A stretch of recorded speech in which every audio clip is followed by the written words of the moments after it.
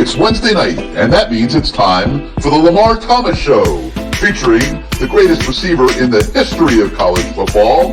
Just ask them, Lamar Thomas. I was born in Ocala, Florida. I moved to Gainesville to go to high school, being recruited probably since the 9th grade, illegally, I might add, by the University of Florida.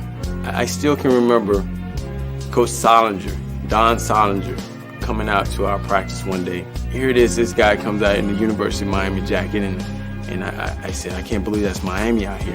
And, you know, I wanted to go up and say, hey, I'm Lamar Thomas. And actually, I did walk up to him and I said, hey, Coach, I'm Lamar Thomas. And he said, I know. And that was the start of my relationship with the University of Miami. Patton, another good block, and Torretta lays it out.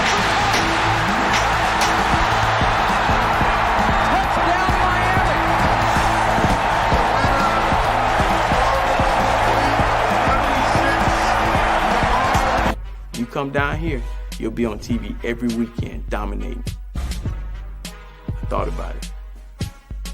I said, man, where do I sign?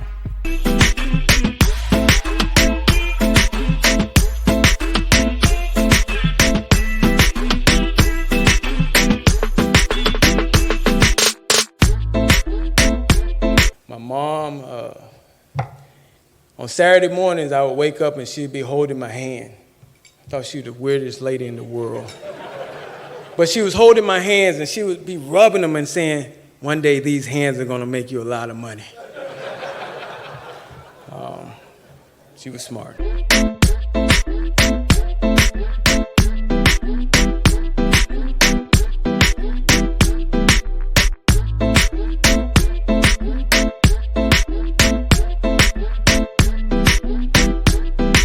So now, here he is, the great one, along with co-host Gary Furman of Canesport.com, Lamar Thomas.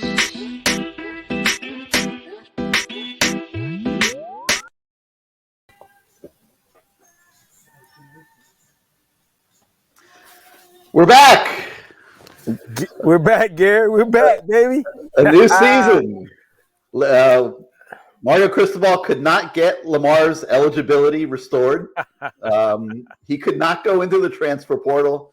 So he's back with us for another season of the Lamar Thomas Show. And LT, it's exciting, man. There's a lot of great stuff going on. You got one of your own in the head coach's office. We'll talk about that tonight and a lot more. It's just a great moment for the Miami Hurricanes. It is a great time to be a Hurricane, obviously, with Mario coming back. Excitement of all the coaches on that staff that he's put together, his work ethic and his knowledge of the game. We've been the king of off season for the last, I don't know how many years, but there's a different feeling about this year with him being back and with that staff. And, I think the sky's the limit for this program to be on the right path to get back to where we would like to be. I don't know if we can get back to where we were, but where we would like to be. Primarily, just having a program that when people see the U, it's we're back. We're back to some type of we're not laughed at anymore. Because I think for the last couple of years we've been a laughing stock, especially after some teams have gone pretty good and they weren't that good and they got their butts handed to them by more experienced, better teams with better athletes or better players, and we weren't back. So we'll see how this goes. I'm excited, man. This is what it's about.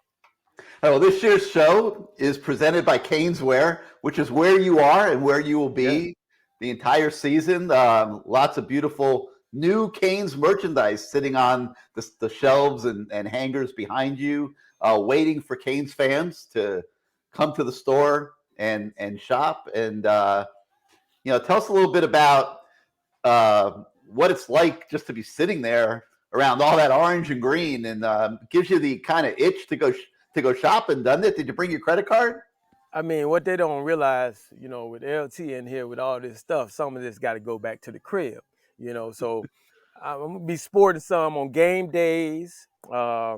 this is it's a lot of stuff in here. And don't tell them I told you guys this, but they're moving. They're moving to a bigger spot because they got a lot of stuff in here. It's kind of crammed in here. I mean, there's so much stuff. It's on wall to wall, but they're moving to another spot. But don't tell them I told you this now. Okay, it's going to be right down the way, and it looks like they got two of these buildings. So don't tell them I told you. Well, you walk in their store and like they don't have room for like everything's on top of everything in there, and they got a little storage area, but they're just bursting at the seams. They have merchandise for all the other teams in South Florida as well. Yes, and they need more room. Gear. Well, Inter Miami, Dolphin gear. They got everything in here. I think they do Panthers. Panthers, yeah. I see some Tagovailoa jerseys, whatever his name is. Alabama quarterback. I'm so happy I don't have to pronounce that. I'm terrible. I'm terrible with names as it is. I'm glad I don't have to pronounce that one. Just make up a nickname, bro. T. Good pass by T. So, Lamar, before everybody starts running down to University Drive and Davie to shop right now while you're doing the show, the store is not open at the moment.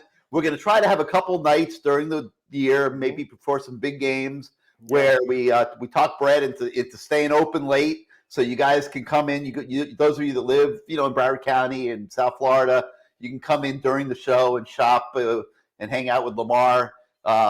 You could kind of like camera bomb them and then behind them and stuff, and have a little fun. But that'll be later in the year. Tonight the store's closed, so don't go running down there. All right, Lamar. So you've had one of your own, so to speak, a football alumni in the head coach's office before. You had one a couple years ago with Mark Richt. I mean, he kind of qualified, right? Didn't play as much as most former Canes that we think about, but he certainly was a former Cane, and he had the head coach's office. To me, from the outside looking in, though, it never really I never felt that he was there long enough for that to kind of take hold with your alumni group of former players. I think that's going to be different with Mario Cristobal. He's more of a modern day player. He played a lot of football at the U. You guys won championships.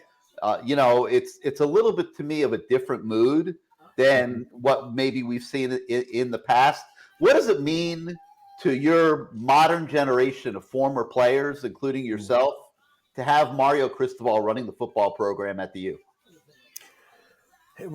It means a lot. I mean, it's you bring in these guys sometimes that that we've had them. Manny came in last year. I mean, obviously he didn't go to school there.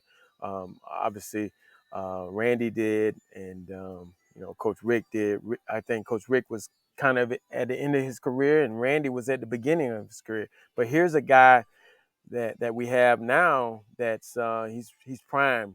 He's gone off. He's had his own program at FIU. He's been with Nick. Then he went out to Alabama, for those that don't know. Then he went out to Oregon and did his thing. So now he gets a great opportunity. And as far as alumni, man, we're excited because it's one of our own. And not saying those guys weren't, but this guy, man, he's the same person he was when he played. He's intense now. He's always been intense. Sometimes too much intense, sometimes in the huddle, and we'll talk about that in future days. But and for us, him wanting to do something to get back to where we were as far as some of the things we used to do, with the practice being, as the kids say, turned up. Where games are harder than games are the easy part. Practices are hard. They're grueling. It's competition. It's hot.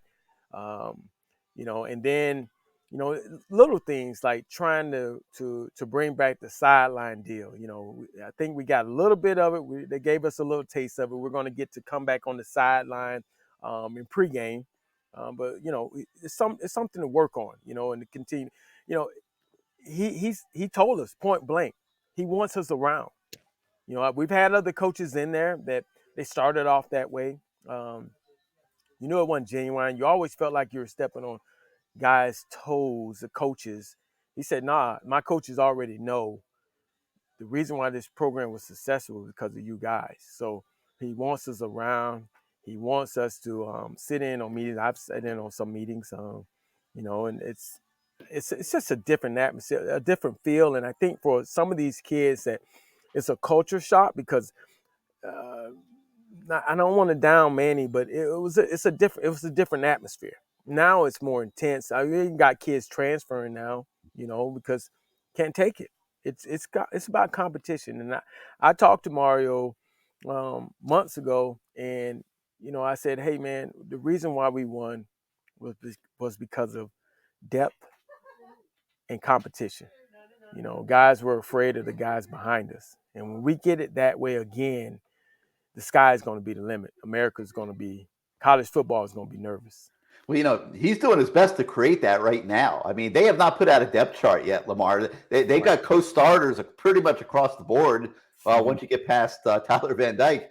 And he has kept the competition going this week on purpose. He wants to create that environment of which you speak. And I think he's pretty successful doing it. I mean, they've got, Lamar, a 3-deep rotation on the defensive line, for example, at tackle and end. I mean, that's incredible. And, nobody knows, nobody's guaranteed X number of reps going into a game. Like, they got to go out there and perform. And the coaches, if the coaches don't like what they're seeing, they got the next guy standing right next to them ready to go in. So I think that's going to pay a lot of dividends on the defensive side of the ball. I think it's going to help the linebackers because they're not going to be as exposed because they're going to have fresh legs in front of them. They're going to have higher quality athletes and players in front of them. The secondary is already looking like it's going to be pretty decent. And I think this Miami defense is going to be one of the surprises this year in college football. I hope I'm right. I hope so too. I hope they are a surprise. Obviously, for you fans that don't know, there will be no turnover chain. So sorry about that. It was fun while it lasted, but let's go on back to this kicking butt and taking names, okay? The thing that I'm more concerned about of everything, obviously, are the receivers. I want to see those guys do well. I know you talked about the secondary, you talked about the linebackers a little bit, but I'm concerned with those receivers, especially the outside guys.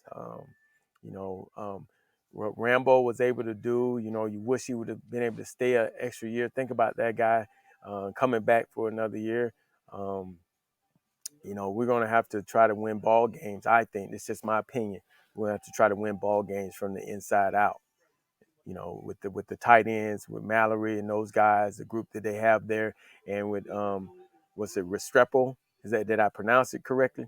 Because I will mess up a name. But the outside guys are going to have to step up. They're going to have to step up and be a part. Some receiver, 2 of them, I would say, are going to have to step up, whether it's a transfer from Clemson or number 5 or number 0. I don't know these kids. Keyshawn Smith, Romello Brinson. I tell them I don't know their name. I know their name. But I tell them that because I'm like, hey, when you become a star, then I'll know your name. Yeah, that's how it was back in the day. The people knew us because we made plays and we strived on that, and we that's what we worked for. All right, let's bring in a guy that's really upset who likes to go dancing on Saturday nights with the turnover chain around his neck, and that's the voice of the fan, Bruce Warner, who's a little bit conflicted, Lamar, about his voice of the fan tag right now because last year he could be the voice of the fan and he could bitch and moan and complain and cry and why whatever. Well, now he's got to put his happy hat on, and because the fans are happy. Bruce, welcome back to the Lamar Thomas Show. Thank you. It's great to be here, and thank Brett for having the CanesWear as a sponsor on this show. We worked hard to do that, but you know what? I'm happy he's with us, and I'm happy you're there, Lamar. You look great there. Last year I accomplished my goal. I got rid of who I wanted to get rid of, and the entire staff. You got rid of him. I didn't make the call, but I harped about it for entire season. And I know you guys were sick and tired of it, but I didn't think I was wrong. Look at what's happened in the last 9 months. Look at the attention to detail. All the little things that I would bitch about last year, and we would sometimes in the callers would say the same things: the tackling, not being able to turn the edge, seal the edge, coming out of the gate slow, the physicality of it. All those little things now, that's what Mario's been working on, because that's what you guys had when you played with Mario under Jimmy and under Dennis. So all the things that I harped about, it wasn't just Manny. It was everything that was happening, the recruiting, getting on guys late. All that stuff is all changed. There's so much to be excited about. I am thrilled that he's our coach. And I'll publicly thank him and his wife for making the decision to come back to Miami, because we need this. This whole community needs this. And I'm just thrilled. And so I'm glad we're back this year. I do want to touch on the wide receiver thing, Lamar, because I want your thoughts. Okay. I know there's the Restrepos and the tight ends. They have to find somebody or some bodies that can stretch the field. Because if they don't stretch the field, the good teams against us are going to keep those safeties close to the box and shut down the running game and really cause problems. So, I don't care if it's Latson or Keyshawn Smith. I don't care who it is. They've got to get some guys going deep. And I'd like to think it's going to happen in the first two games to give A&M something to think about. Your thoughts? And I talked to Romello after practice, and, one of the things I talked to him about was, obviously, I watched the practice, and me personally, if I was one of those guys, I would have still been out there practicing, catching balls. And they don't really, these kids today don't really understand that it's about working when the coaches aren't watching. It's not about going in. And so I just kind of talked to him about how to separate himself, to work harder, and to set some type of example. Now, somebody might think you're brown-nosing. No, you're not brown-nosing. You're just trying to get better. You're working on skills. There's many days that I stayed after practice, and it wasn't because I didn't want to go in. It was just that was the thing to do. You had to work. You grab a quarterback. You go run some routes when you're tired, because we were told fatigue makes a coward of us all. What that meant was, when you're tired and you can't go anymore, that's the fourth quarter. And if you want to be successful in the fourth quarter, you got to do it while you're tired. So are these guys listening? Are they after practice, or they're still not staying after practice? I didn't, remember last year when the one kid, the record breaker said, "Oh yeah, we're staying after practice now." What? You staying after practice? Was it 6th or 7th week in the season, and now you're just staying after practice? I did hear that jugs machine going in the last week. Yeah, they started trying to pick it up a little bit. Okay. That's what it's about. That's the work. And for, you think about Frank Lasson. How many balls did he catch at Clemson? Not a lot. He was hurt.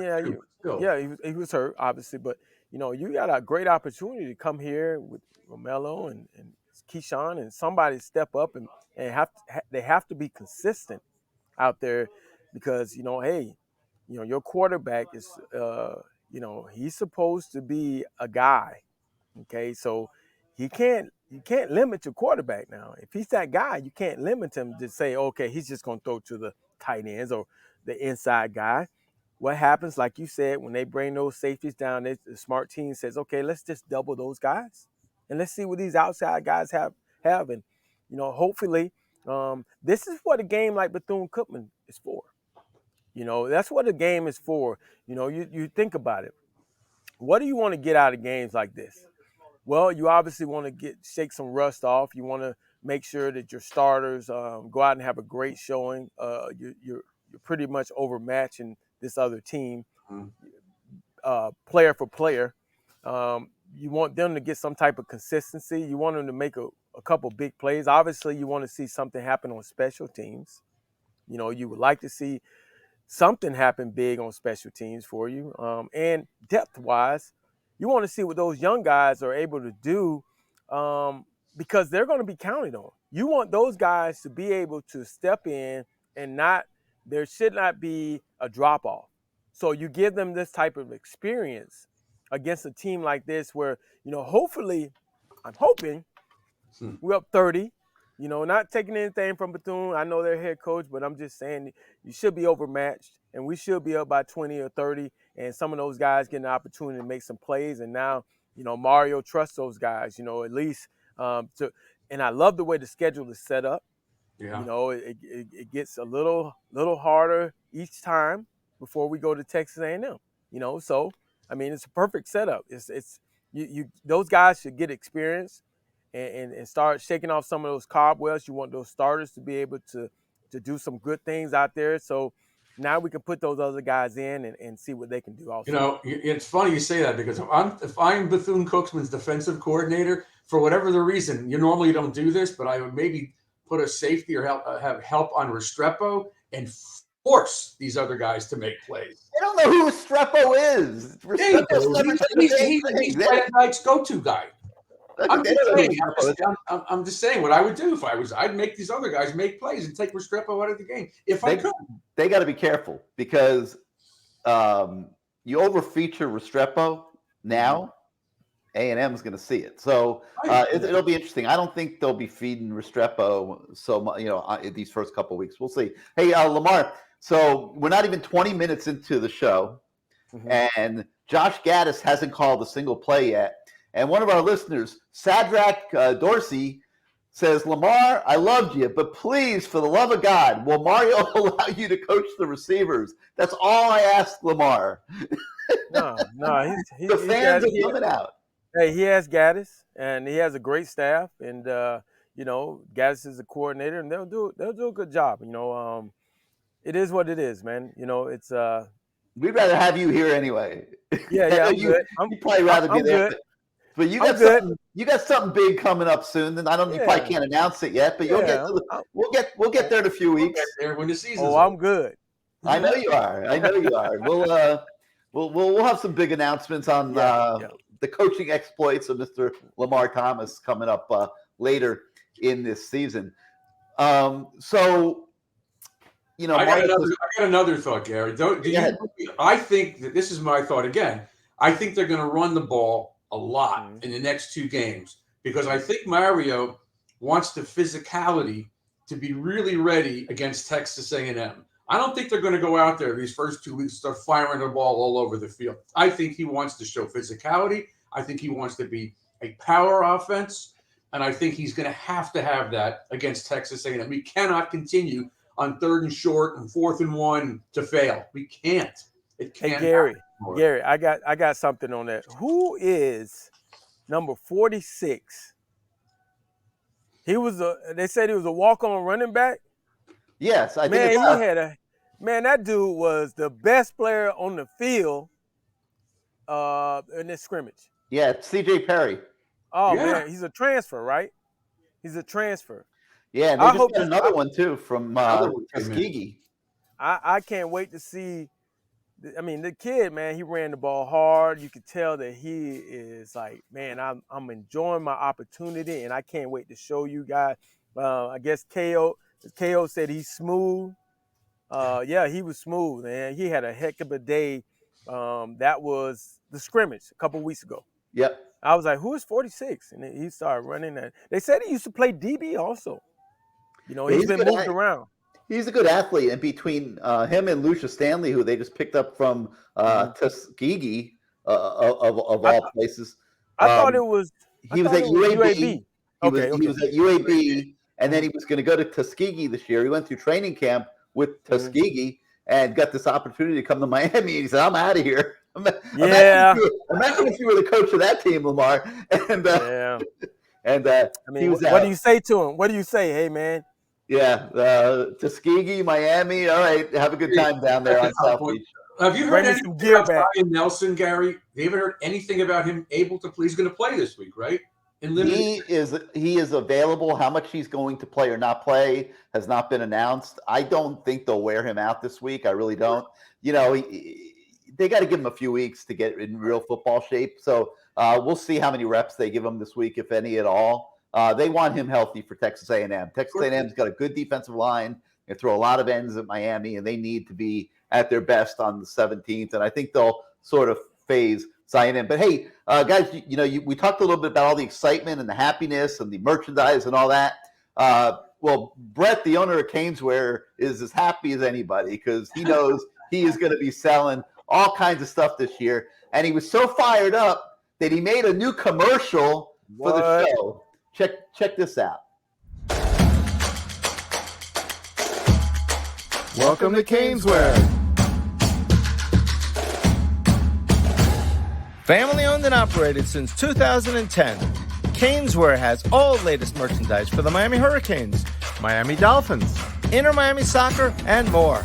Come visit us at our store in Davie on University Drive, just south of I-595, or online at CanesWear.com. CanesWear, the spot Miami fans shop. Pretty good, right? That's not bad for like one day. They turned that around in one day. Yeah, I mean, pretty good. I want that. I want that. I want that. That was great. But Brett was like, I can't host the Lamar Thomas Show and be the presenting sponsor of the Lamar Thomas Show without a brand new spanking commercial. So they got it done pretty quick. That's pretty good, man. I mean, it's a lot of gear here, man. I'm gonna. You're gonna.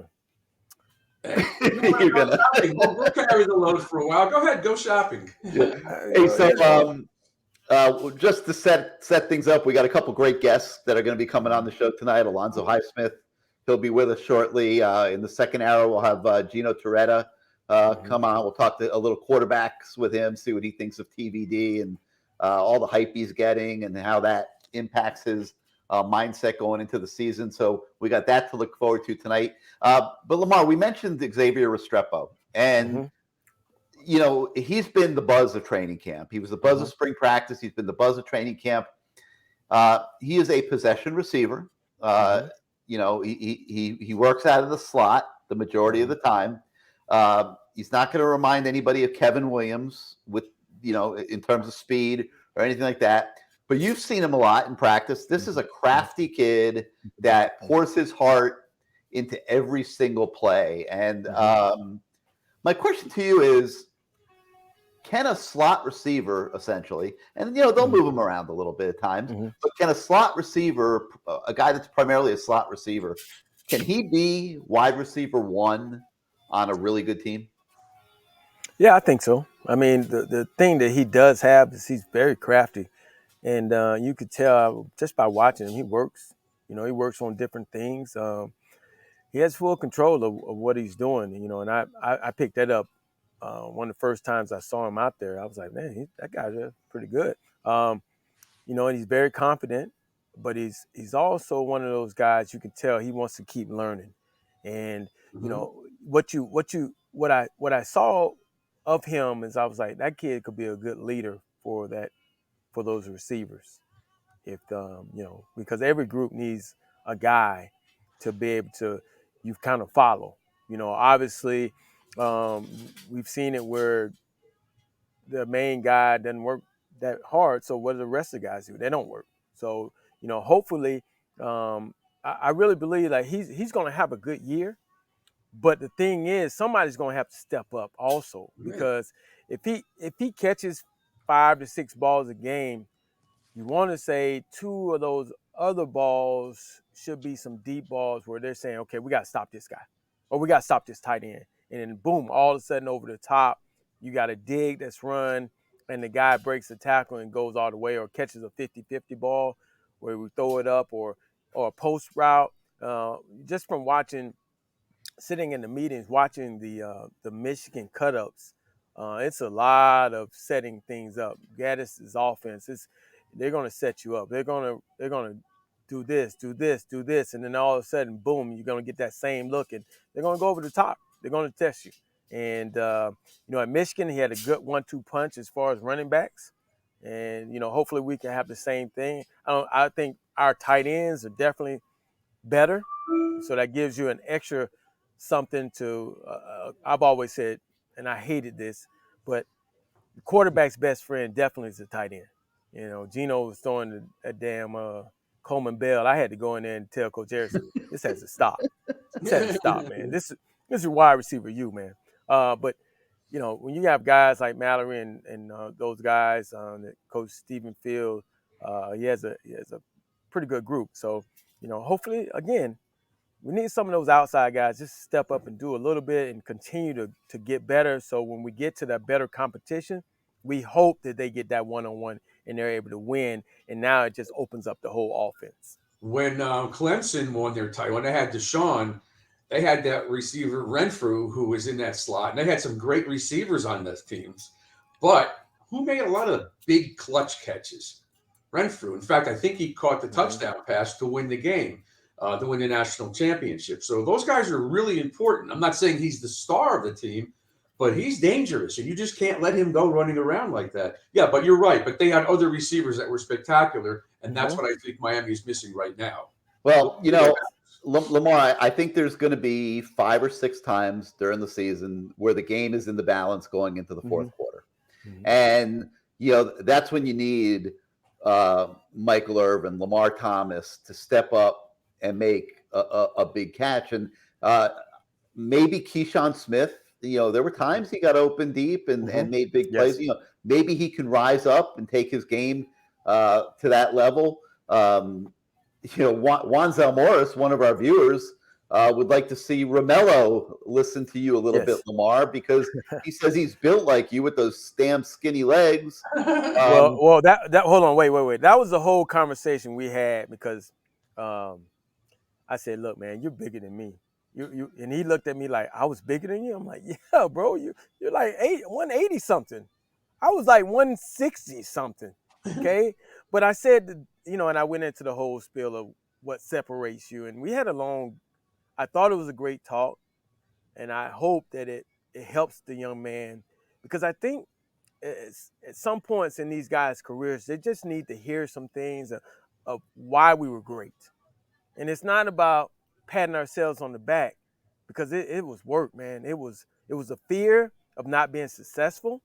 It was a fear of, you wanted people in South Florida to when you walked in the building to say hello or nice, say your name or know your name. There was a lot of fears. You just wanted to be great. And the only way you can get great we got great was by working hard. And a lot of it was on our own.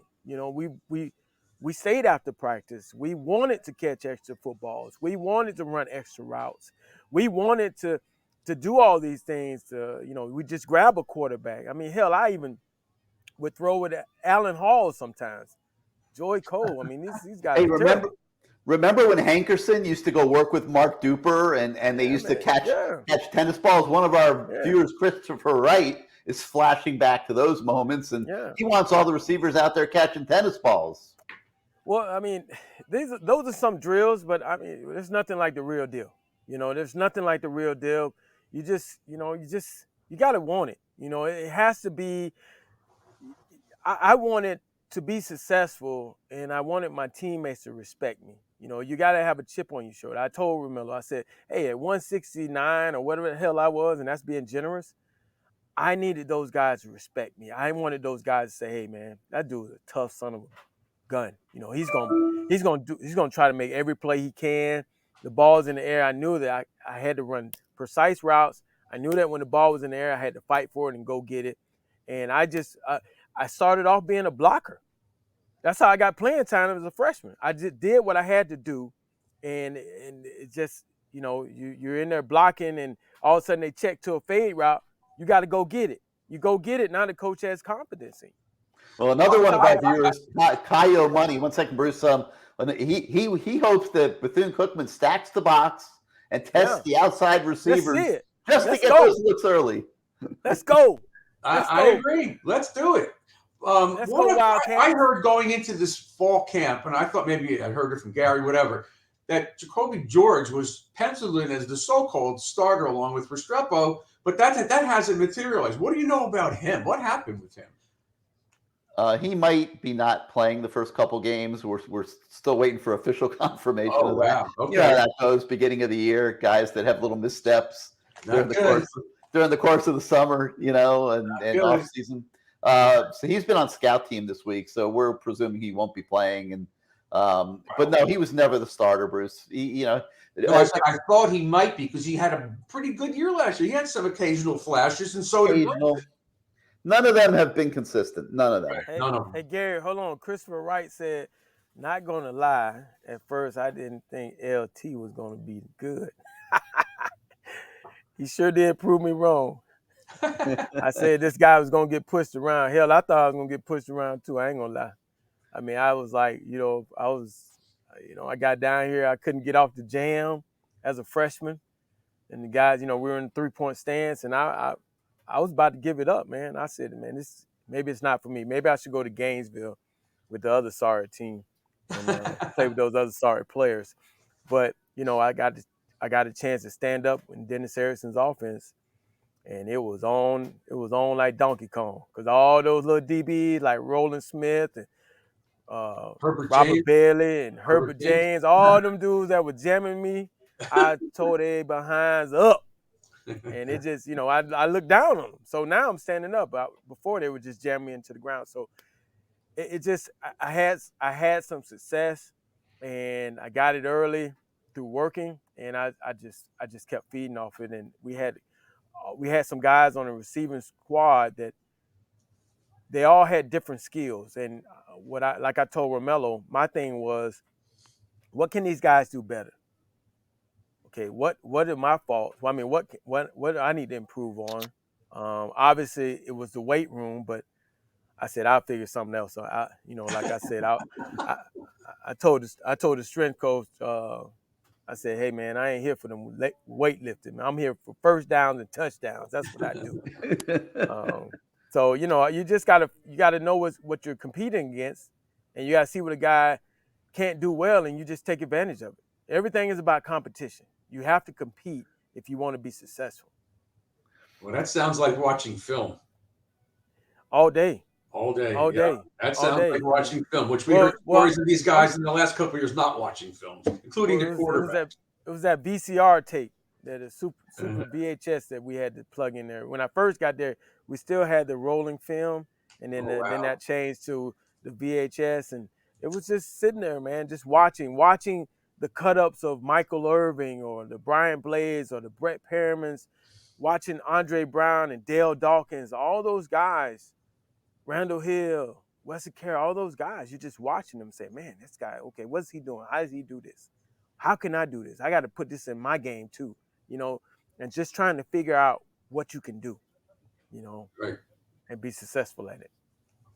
We on CanesWear Live last night, we had Dr. Claude Jones, another one of your former teammates, on with us. And one of the things that we were talking about was leadership. And people think of leadership as the guy that's going to get in somebody's face and yell and scream when adversity hits. They see the video of Ed Reed in front of the team going out of the locker room at Florida State. I'm not hurt, dog.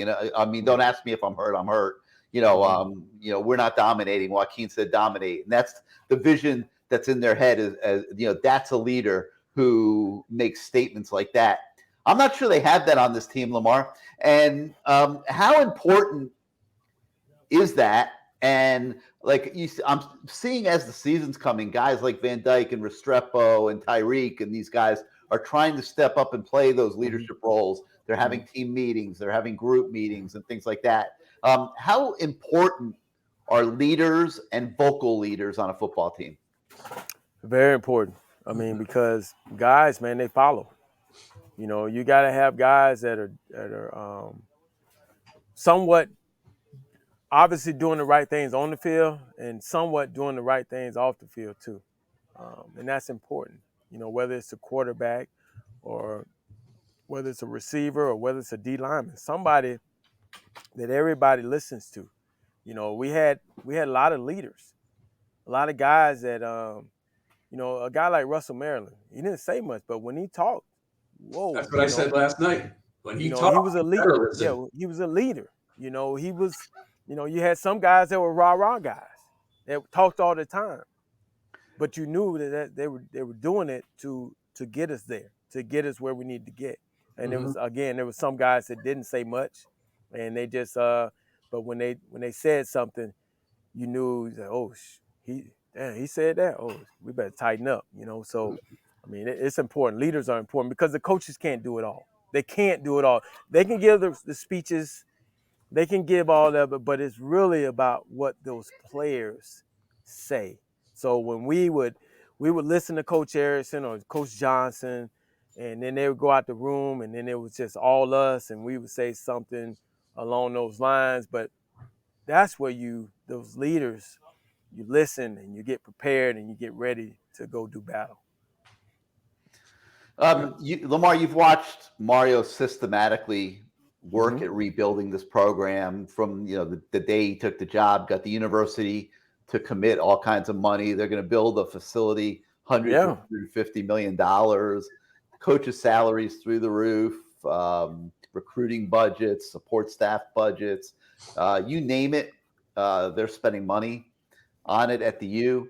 You guys got by with so much less. Scotch tape and plastic buckets with ice in it. That's how it works.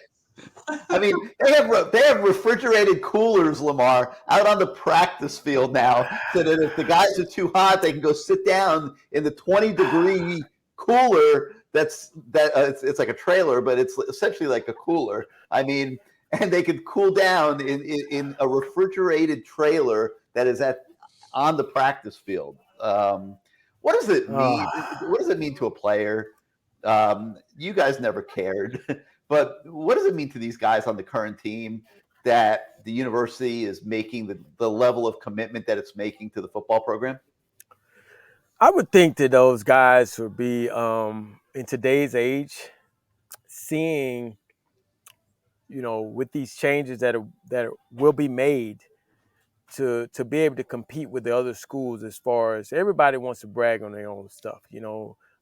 Today's kids, I mean, they're all about flash and glitz and all that other stuff. They want slides in the locker room and stuff. They want the stuff that we didn't have. Hell, we only had 2 jerseys. We knew when we came to the stadium what we were wearing.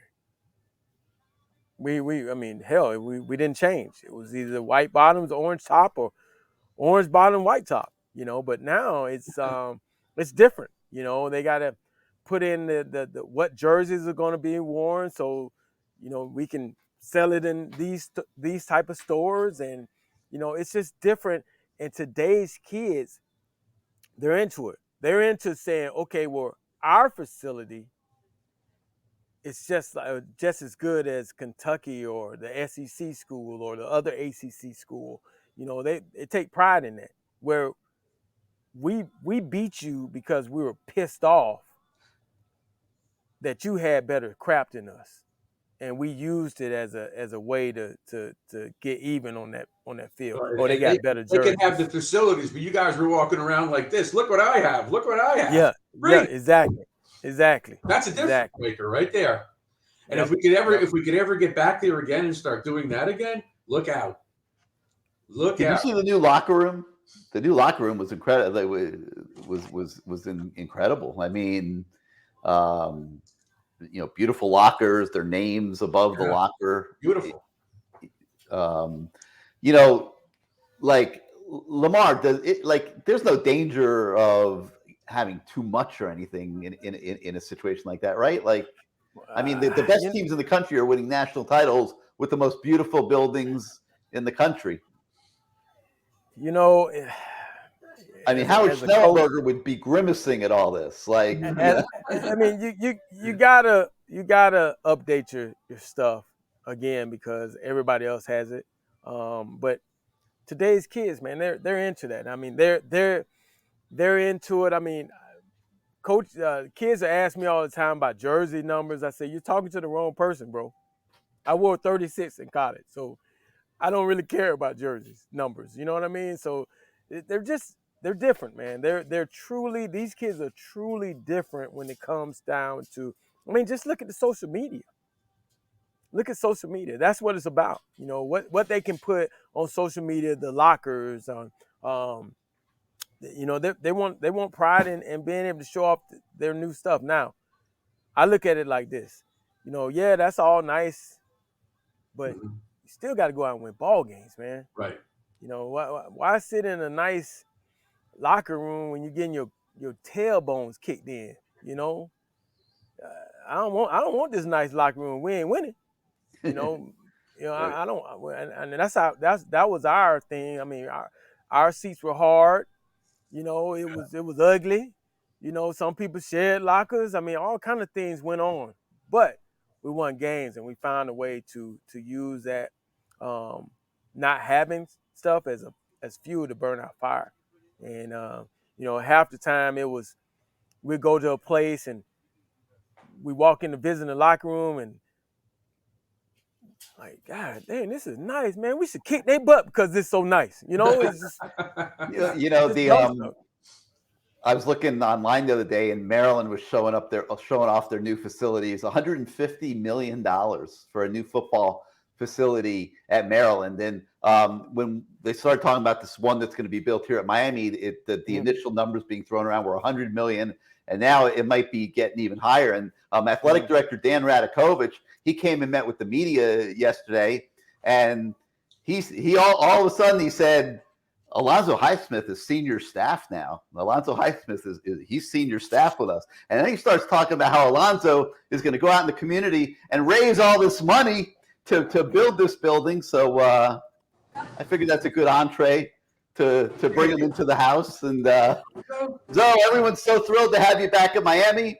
And the AD is getting ready to task you, it sounds like, with raising a lot of money.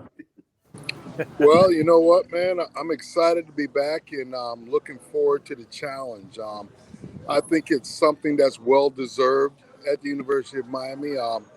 There's been a lot of blood, sweat, and tears at Green Tree Practice Field. A lot of games won. The past is the past. Now it's time to move into the future in a new era, and it's time to build a new complex so we can finally have a home, something that we can say this is our crowning moment at the University of Miami. Now we have what we deserve. Well, welcome back, Zoe. Welcome back. What's it like, Zoe? I mean, what's it like being back in that building, man? Tell me, give it to me, brother. It's fascinating. I'm one of the older people in the building now. I think me and Dan Radakovich, and there's maybe a few other people older than me, but it's special because University of Miami is a special place to me. Green Tree Practice Field is special. And I want to help finish off Howard's vision for the University of Miami by bringing this football facility. When I came here in 1983, Howard told me about the things he wanted to do at the University of Miami and what we could do, the things we could conquer if we did it.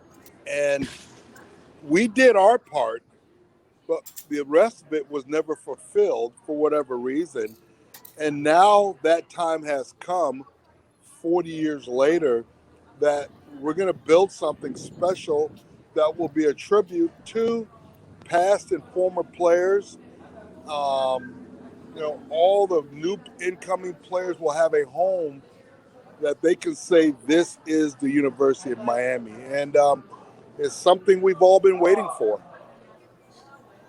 Definitely. You know, there's the pride of all our former players in the NFL. When they get introduced on national TV, you hear them say the same thing, the U. Not the University of Miami, not Minnesota, not Vanderbilt, not USC, the U. Everybody knows who the U is. And now it's time to bring it back to that, not just at the NFL level, but in college football. We're the U. You know what?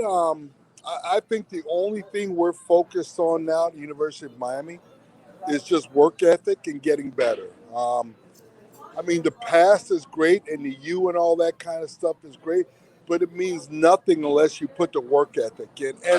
And people think that the U was built on talent. The University of Miami was built on work ethic and ownership. These former players took great pride in ownership in playing at University of Miami. And that's what this is about. This is about work ethic, continuing that work ethic. Because if you create an environment and culture of good work ethic, you will win games. And the more games you win, more players want to attend the University of Miami. More guys want to be recruited by the University of Miami. But we have to do our part with our work ethic to make this place good. All right.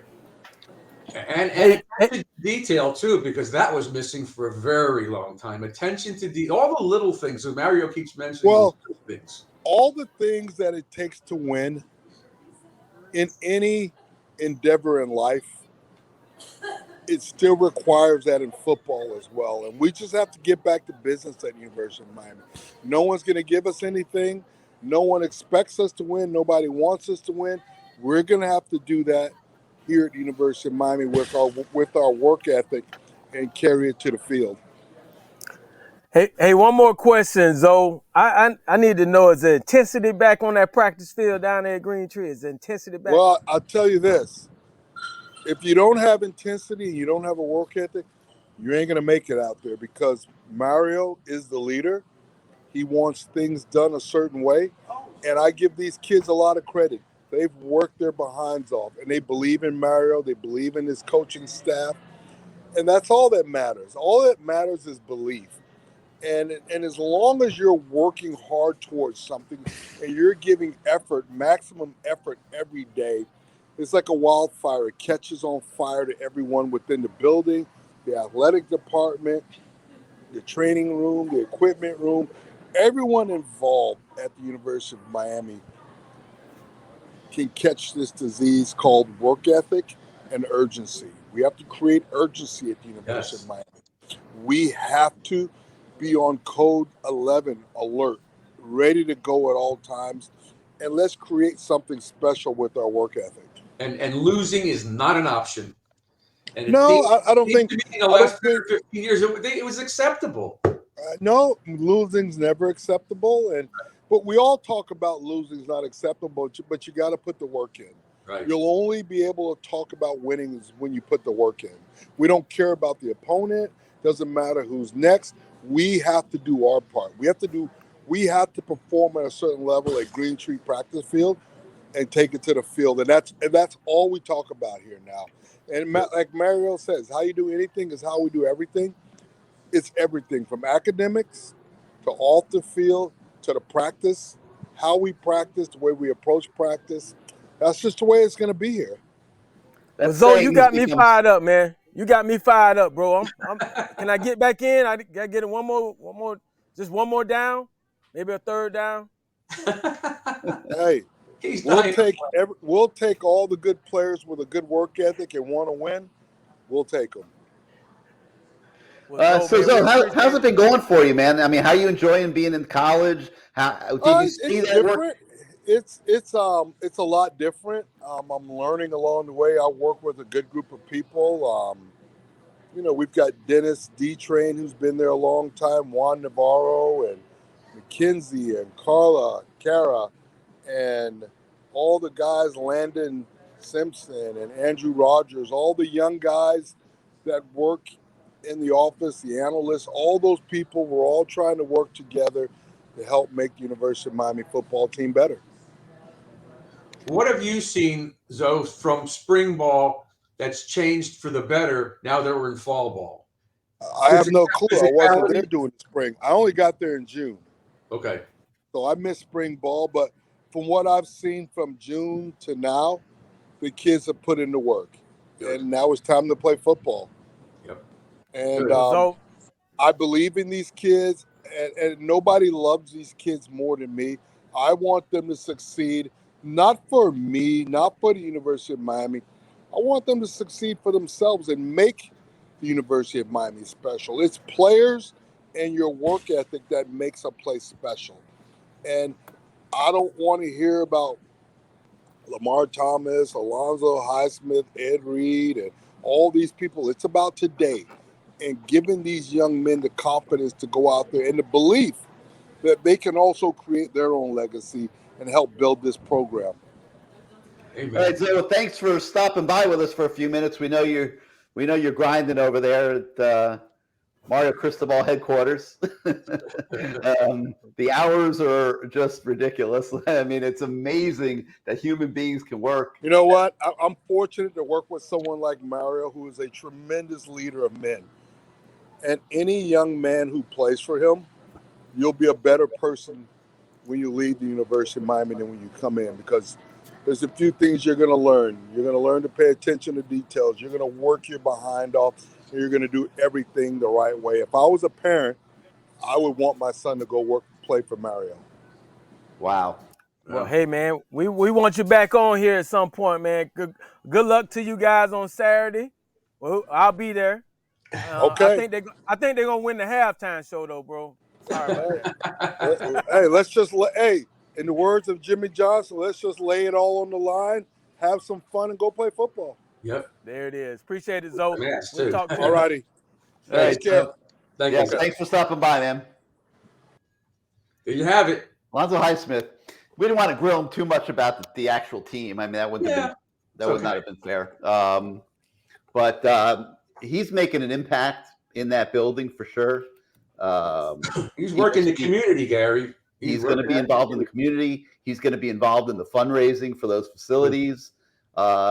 He is going to be a very pivotal player for Miami football, hopefully for many years. I mean, hopefully somebody doesn't come along and steal him along the way to do something else. But, he's a big part of what Mario's doing down there, Lamar. I mean, the fact that he came from the NFL, I mean, that's you're leaving that shield, and he's been working for that shield for a long time. And I mean, the fact that he left that shield was big, man, because you could tell that it meant a lot to him to get back down here, to be a part of this. Because he had been away and he watched it, he'd come down and scout players and all that other stuff. And I think he said, hey, I've done enough in the NFL. I've had my opportunities. I've done it. Now let me give back. Let me try to help get this thing right. And you hear him talk about the vision of Howard, and I think it was a great hire to have him in the building. And look at all the coaches he got. And he's even got Jason Taylor involved. He's like thrilled about what he's doing. Look at the staff he put together up and down. And that's got to work a lot in his favor to help him with the trust that he has in these coaches to get the job done. And I think Mario trusts these people. He's not going to be a dictator to like look at every little thing. He trusts these people. Yeah, I mean, like, you got to have good coaches. Guy like Alonzo just has so much to offer. I mean, you could just go category by category, all the things the ways that he could touch the program. These are kids. They go through tough times. They need somebody to talk to that understands, what they're saying and the different issues in their lives. And Alonzo's seen it all, man. He's seen it all. He's experienced it all. And you couldn't have a greater mentor, not just for the kids, but also for the parents. Right, the parents. I was going to say that he could relate to the parents. Yes, that was definitely a parent spiel he just spoke. Let me tell you. That was in the house or on campus, him talking to the parents and them saying when they got in the car, wow, he knows his stuff. He knows a lot about the university. And they trust him too, especially down in South Florida. They trust him. And let me tell you something. You got 85 kids on a football team, and maybe 40 of them are playing, and it's not easy being a parent. I mean, you're thinking, why isn't my son playing? My son should be playing. My son's better than that kid that's playing. There's so many things that can come up during the course of a season, of an entire year, that the head football coach, he just can't deal with it all. And to have a guy like Alonzo there that can be a buffer for that and help and be a liaison with the athletic director's office when things need to be done, you need something done. It's Alonzo that can go down the hall and say, hey, we really need this. And Mario doesn't have to be bogged down with that stuff. So I think it's huge. It's been great seeing him in the building. I can already see these ways that he's touching the program, and it's an absolute win-win-win for everybody. No doubt about it. Right. It's what Mario's vision was when he told Miami, I need this amount of money, and this is what I need, and this is what has to happen for me to get there. And they gave it to him, and he's doing exactly what he wants to do. And we might not see it on the field this year, Lamar. Yesterday when on the show with Canesware Live, callers were calling in 8-4, 9-3, 10-2. Yeah, that's great. That would be important for us to win 10 games. But what he's building here is a foundation that's been missing for years. And that's the crux of why he's here, is to build it from the foundation. Start at the top. You got to start here and work your way up. And Howard started it. Jimmy got it. When Dennis came in, when Butch came in, they were on probation, and he built it from the ground up. That's how you do it. And the hard work and the work ethic and the staff, they have it all. There's really, I think Miami's future is very bright. And I don't care. I mean, I care, but I don't care if they're 9-3 or 8-4 and 10-2 this year. We've got Mario Cristobal, and they don't. That's what matters to me. That's right. That's right.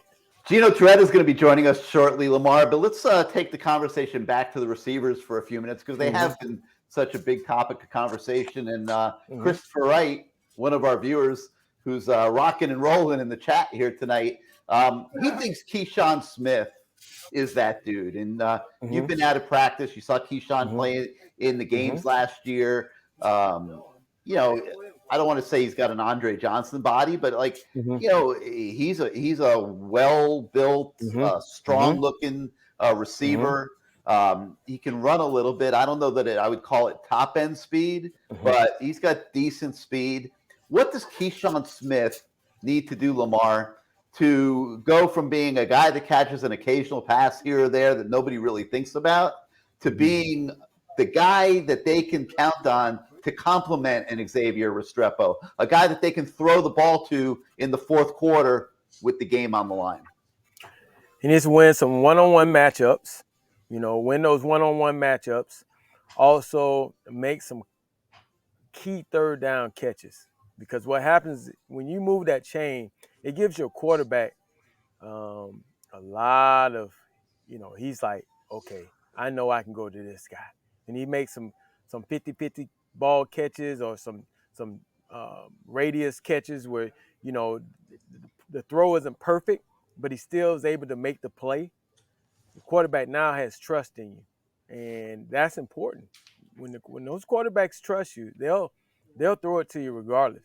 They'll say, hey, I'd rather throw it to this guy because I know he's gonna give it everything. He's gonna make the play. He's going to eventually make that play. As the fan, we look at the guys, they drop a ball, and you may say, he sucks. I mean, I'm just being blunt. But you could tell us, because I'm curious, some of these guys can't get off jams. And the last couple of years, we talked about it all last year, the wide receivers are never like wide open. There's always somebody draped all over them. That's part of being a wide receiver. Talk about that, because, we don't see those things until the ball's in the air and it hits somebody in the hands. They got to get open more. Yeah, I've been around watching Coach Gaddis. They do a lot of release drills and stuff like that. So, you have to do those drills. I mean, it's kind of tedious, but you have to do it because some kids don't feel comfortable. And what you want that guy to feel comfortable saying, I hope and pray you come up and press me. I dreamed about this last night, and I'm about to tear you up, like an Andre Johnson type guy, just throwing you down in the national championship game. These are things that you prepare for. I always told my receivers, you visualize the great ones, visualize their assignments and adjustments the night before. So as you're laying in the bed, you should visualize, hey, if that guy comes up press, how you going to beat him, to make him cry, make him call his mama. All these things, you just. We know you talk to these guys. He's trying to get you. I'm going to embarrass you in front of your mama. I would say, hey, tell Bernice. He said, man, how you know my mama name? She was in the room last night. And then there's the blocking factor. And here's another thing. When your quarterback gets in trouble, you got to know to help him out. You can't be running on the other side of the field. Well, you got to be about trust. It's about trust, and that comes with practice. Right, practice. Everybody being on the same page, the scramble drill. I think all those guys have Frank Ladson, Romello. I think they all have a chance. They just have to make plays, and it starts in a game like this. These guys, not saying that they're bad players because people transfer nowadays, but you should be able to make plays against these guys. Right. The next two games could build confidence going into the A&M game. That's to me, that's critical. Yes, I agree with you. You should be able to. And it does, like you said, it builds your confidence. Right. You know, you talk about confidence, and Mario had something to say about that this week, which I'll play here in a second. But they're trying to build confidence in the receivers, Lamar. And, you know, these guys have been so talked about throughout the entire offseason and through training camp, and it hasn't been in a positive way. They've been dropping a lot of balls. I was filming one drill at practice one day where 6 consecutive balls were dropped. And this is with nobody covering anybody. This is just quarterbacks throwing the receivers. I had to delete the video from my phone. I can't put this on our website. I can't put this on our YouTube channel. I mean, Gary, it might have been some walk-ons now. No, it might have been 6 walk-ons going in a row. It was not walk-ons. So anyway, the last 4 days of practice, the mood has totally changed. And you're hearing Mario, you're hearing Van Dyke, you're hearing Restrepo. Everybody all of a sudden is complimenting the receivers. They're trying to now take these guys, build them back up, give them confidence. And Mario talked a little bit about confidence. Let me play, and then we'll talk about it a little bit more. Well, I don't know if it's nerve-wracking as it is a matter of anxiety. You know, guys going out there and but we make it real clear. You know, a wise man once told me, before you go out there, throw caution to the wind, right? You know what's going to show up. Your practice and preparation is your game reality. And so we spend the entire week not only preparing and grinding and pushing and challenging, but we also build confidence. Confidence in players in front of their teammates, so their teammates have confidence in them as well, right? And so the combination of that, the combination of legitimate one-on-one conversations with their coaches, with their teammates, how we address ourselves as a team, and then playing the guys that deserve to play, right? Really, it brings confidence to the table, right? What you don't ever want to do is play guys that don't deserve it or don't earn it. That's how you shatter a team's confidence, all right? Always honest, transparent, which is boring sometimes, but it is the best way, in our opinion, always to do things with our team. And we believe that, you know, as we get closer and closer to game time, they're going to realize more and more and more that the way that we practice should always be as difficult or more difficult than when we play a game. That's always been the secret sauce to Miami. It wasn't some mythical potion or, you know, a wish. It's always been about what was done on that practice field. Well, we've done that. We've brought you know, that aspect back to our program, which is something that we feel very confident in and looking forward to. They're paying off. These Mario press conferences have gotten so interesting. I mean, he's so eloquent. I mean, there's so many like messages, hidden messages in everything he's saying. But I do think it's a concerted effort, Lamar. When you know you talk about confidence, that they are trying to build those receivers back up after having some tough moments, you know, throughout camp and in scrimmages and stuff like that. You know, you obviously are a coach, and tell us a little bit of your thoughts on that. Well, you know, as I was listening to him, I thought back to coaching with Coach Bobby Petrino, and it was all about confidence. It was all about making sure that we saw these. He wouldn't call a play that was not completed in practice. He just took it off the script, or he'd take it off his play calling sheet. He wanted plays that he saw, whether he scripted it or not. It had to be success. And the kids, by the way, they weren't used to it not being successful. So what do they expect in the game? To be successful. So we can script it any way you want. We a cover 2 beater, they call cover 2, we run it, boom, it hits for a big play in practice. He checks it off. We run it in the game. The kid doesn't expect anything less than for it to be successful. And that's the way he did it. And it was no drop balls. If it was a drop ball, we ran it again later on in practice to get it. If he dropped it again, we just take it out. Oh, so if Bobby really liked the play, he'd keep running it till it was successful. But if Lamar scripted that play, he'd get rid of it. We run it again, or we're running on Perfect Thursday, and everything had to be perfect. So where's Bobby now? Where's he coaching this year? He's at Missouri State, and he took them to the playoffs first time in 30 years, Wow. the last 2 years. So he's done an outstanding job there. A lot of good players, got players to transfer in, and they're rolling right now. And they're a team. They were ranked in the top 20 in 1AA, or what's they call it, FCS now, or isn't that what they call it? Yeah. They're ranked in the top 20. So He's he's always done a been great good job. coach. It's a lot of the He's a- other issues that were his downfall. He's a great coach, and you get players that have played for him. I could tell you this: they're very well educated in the game of football. He's very thorough, and he's a great coach, man. It's just So I learned the a hell lot with from him. Bobby Petrino. So let's get back to these receivers. You got All right. Gary was just telling us of the last 4 days they're trying to build up the confidence. But let's be realistic. In the spring and in the summer, they've dropped a lot of balls. The game is on Saturday. It's a couple of days away. I mean, come on, it's smoke and mirrors, but do you really have confidence in these kids if they've been dropping the balls? I don't have it yet. I want to see it. I'm not concerned about Restrepo and things, guys like that, but I am concerned about the rest of them. And you'd like to have at least 3 or 4 that you can count on at any point in time during the season. Not, oh my God, he caught one, thank God. Again, that's what these 2 games are for. Right.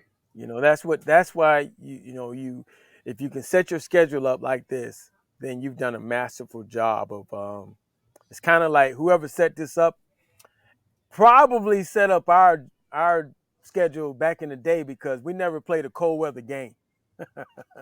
Yeah. Which I don't know how the hell that happened. But we had it figured out where we didn't play cold weather games, and we handpicked our opponents. So I guess whoever set this up, they did an outstanding job of building the progression of this team and letting it build up to Texas A&M, and then go beyond that with your ACC schedule.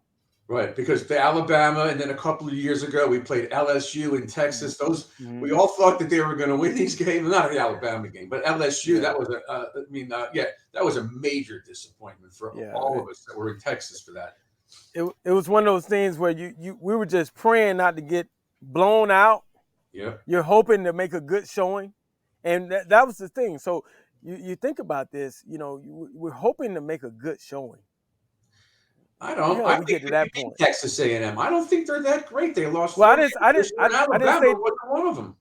I didn't say this. I didn't say this year. I'm talking about previous years. Okay. We had that team on the schedule, and you're saying, "Man, I just hope we don't get blown out and we look okay."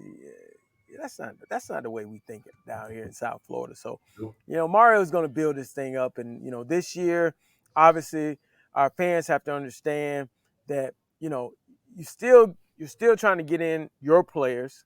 You brought this dynamic coaching staff in, but they're still limited. They're still limited. You still got to build depth. We still have to play. I don't know if you guys remember when we played Clemson long time ago, and we looked like little kids and they looked like grown men. Well, it was because they built depth. Yes. And they had seniors playing. They had, juniors. And there's not a ton of depth right now. There's a drop off 1 to 22 and then 23 to 44. There just is at most positions. I said last night that I'm worried about the defense. I know there's 4 new D linemen, but when you look at the 11 that are going to be on the field, really none of them have played together, and that's concerning to me because they have no experience. Like Claude was talking about the offensive line gelling when you guys were there, because you had the guys. But now there's all these different players. You got a new middle linebacker, 4 defensive linemen, a cornerback that came from West Virginia, and so I don't know. I know that Gary's saying the defense looks good. That's probably true, but they still haven't played together. But I was going to make the point that, like, what we were just talking about offensively, where Lamar was saying Bobby Petrino would scratch off plays that didn't work in practice. Kevin Steele is doing the same thing on the defensive side of the ball with these guys. He's got a playbook. He's been coaching 50 years or whatever. He's got a playbook like this, and he would love to use every bit of it because he would be equipped to deal with every single thing anybody would throw at him. But the kids can't, they'd lose their minds trying to learn all that defense. So it has to go with, and again, the great coaches, they adjust to the players too. You just because you got all these players, it don't mean they're gonna work. You got to adjust to your team and what you have. And that's can't what he's run certain doing. things. Yeah, That's you what he's can't doing. run certain And all things. the more important that there's physicality on both sides of the ball, which Mario keeps preaching. Physicality. They're not going to be able to go out to Texas A&M and finesse them. It's just not going to happen. They've got to be physical in that game, and that's what I think these next 2 weeks are going to build up. That's why I said I think they're going to run the ball a lot, shorten that game. Yeah. All right, I'm gonna take a minute here. I'm gonna go to a wide solo shot of Lamar, so everybody can see just where he is. And he is at CanesWear in Davie, which is the UM shop in Broward County. And obviously, we encourage everybody to go there. They're the presenting sponsor of the Lamar Thomas Show this year. They got lots of cool stuff. And okay. They're even ready for Halloween. And but Lamar, take a moment or two. Tell us a little bit about CanesWear. All right. Hurricanes football is back. Are you geared up yet? Have you been to CanesWear in Davie recently? They have the latest gear for the Miami Hurricanes and the Miami Dolphins too. CanesWear is more than a store, it's an experience. They have the largest selection of Miami Hurricanes items in town. Items from Adidas, Dime Life, Flowgrown, and other brands, including Team Sideline. Apparel and hundreds of different t-shirts, jerseys, polos, hoodies, and hats and all. Sizes for men, women, kids, babies, and even pets. CanesWear is your tailgating headquarters. Tents, chairs, tables, flags, decals, magnets, license plates, sunglasses, and tattoos. They definitely will get you ready for your game days. So if you want Hurricanes gear or any South Florida Pro Team merchandise, they've got you covered all season long. CanesWear, the spot where Miami fans shop. Of course, CanesWear is always open. CanesWear.com. You can go there anytime, 24 hours a day, and get your merchandise, man. I can't wait to. I might try to take this home right here. LT,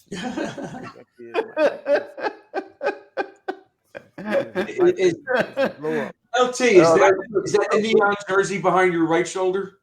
What's that? Is that the neon jersey right back there? Yeah, right here. Yeah, it looks good. Take me in extra large, will you please? Gino, what do you think of that, man? How's Lamar as a spokesperson? His read is solid. My dog, hey Gino. Now I won't have to buy him hats and any more logoed merchandise since he's doing the show from there. hey man, you at the Orange Bowl, baby? Yeah, I am. I got big time on you. I went and got you said a video, so I had to get a green screen and take a little picture of the old OB. You know, a little disappointed my name wasn't on the stadium, before it got knocked down. But oh well, Hey, it looks beautiful. It looks beautiful from here, Gino. Look at that. Hey, wow. Gino, at least you're not like me. I had told my wife, I said, hey, I want my ashes spread in the Orange Bowl. I'm glad. Well, you can still do that. Yeah, it'd be you just got to go $20 no blocking. It's all legal. Hey, G, man, I wanted to ask you a question. I'm glad you're on the show. The reason why we wanted you to come out tonight and get on for a little while, we want to know what was it like going into your senior season, a Heisman Trophy candidate? What was that like? Because obviously, number 9 is he's being mentioned. So give the viewers what's that like to go into a season with all that behind you? Oh, it was amazing. I had guys like you and Kevin and Horace that were just praising me, putting folded towels in my locker and just really be pro Gino for the Heisman, and as were our defensive players. I think listen, after we won the championship in '91, and we had all come in together, me, you, Mike, Darren, Ryan, Jesse, he was kind of our class since he didn't redshirt, and then Mario and the guys, and McGuire and I felt like we had a chance, obviously to repeat and win a national championship. I mean, I still remember. I mean, our workouts all spring, all summer, our break was 30-0 because we would have been 30-0 if we ran the table again. And I thought if that happened, then the quarterback may have a chance to win a Heisman. But I don't think there's any outside of Bryce Young, who did it last year. I don't think anybody's going into the season. I don't think you can, as a player, and go, man, I'm a Heisman candidate, because so many things have to happen for you. Your team. I mean, listen, I couldn't have won the award if you guys, weren't on the outside. I couldn't have won the award if our defense only gave up, if our defense gave up 14 a game, we might have lost 4 games. But they gave up only 9. So I think that from my standpoint, it was always, if our team had success, then I might have a chance of winning some awards, as did everybody else. All Mike and you and Darren and everybody thought, hey, if we win, we'd have a chance to be win an award on our position, and obviously the quarterback gets a lot of credit, and I thought I might have a chance at the Heisman, but you never really. I didn't really think about it. I thought. We had that tough stretch probably in the middle of the year. I think we played, what did we play? Penn State, Florida State, Arizona, like 3 weeks in a row. And we got our ass kicked. I mean, we won them all, but, offensively, I know, you pretty boys on the outside weren't getting dirty. And, I was getting pounded into the turf on a rather consistent basis. And then I think when people, we beat Florida State, wide right 2, and Bowden was like, hey, this game was Gino. He was the difference in this game. And, and I don't know, the media was like, if they go 3-0 through this stretch and they still undefeated, Gino's going to win the Heisman. But I mean, heck, if Marshall doesn't get hurt his last 2 games and lights up our defense, I don't know. People might have voted differently. I think that there are a lot of things that go into the season. A lot of things have to bounce your way, both as a team and individually. I think that it's awesome that that Tyler's being mentioned, but man, I didn't do this, but I'm sure you could probably research the last probably 10 or so Heisman Trophy winners. What's their average wins on their team? They were probably 12 or 13 wins apiece. I mean, Deshaun Watson might have put up the best numbers in college. He was 13-2. And he didn't win. So, the team has got to have tremendous success for Tyler to win. And I think that he can have tremendous success individually. And, maybe their defense isn't good enough. I don't, you know what I mean? I think there are just so many things that go into it, but go from 7-6 to, they got to pretty much run the table for, a guy to be considered for the Heisman. And I think that's a tall task. It might be a few years in advance of where they're at right now. Right. Stroud and Bryce Young are the big names right now. And their teams could very well be playing, for the title.